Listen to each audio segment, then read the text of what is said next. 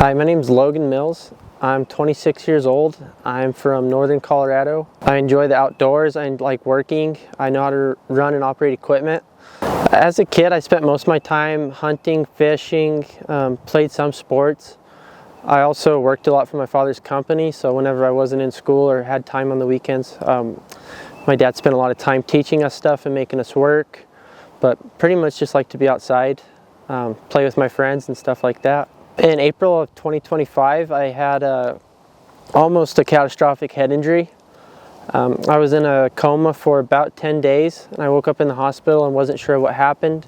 And I'm fortunate enough that my family was all there, and over the last 11 months, we've done a lot of physical therapy, a lot of doctor's visits, a lot of physical therapy to come back to normal.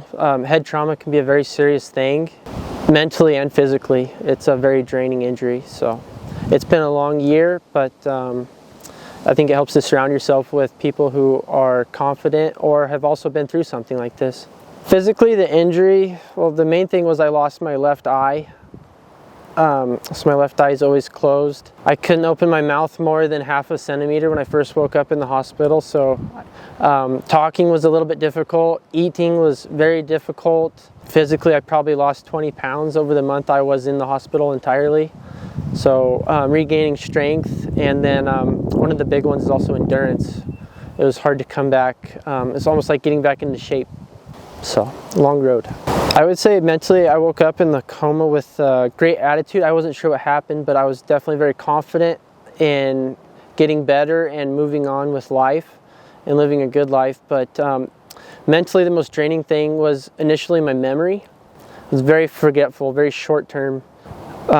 Memory loss was very bad, but that's getting much better almost every week. The biggest and most helpful thing in my life getting through this last year would definitely be my family. They were there for me through everything, all the highs and the lows that come with getting better and kind of rebuilding your life or getting back to where you were at. So definitely family and my faith in God. My biggest motivation for moving forward, getting better, and even beyond that, moving along further with my career is my son. He's going to be 2 years old this upcoming April, so here in about a month. And anytime I get downtrodden or maybe a little bit worried or unmotivated even, I think about my son, and there's no point in slowing down or giving up because he needs me. Number one, my biggest goal is to have a happy family, and that's pretty much 90% of it, but my number two goal would be to be a good person and work hard to help other people.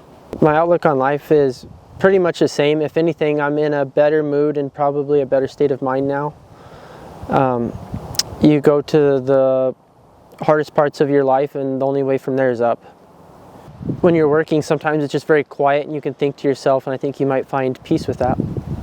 So not being a veteran myself, but being out here and working and being surrounded by these veterans is great.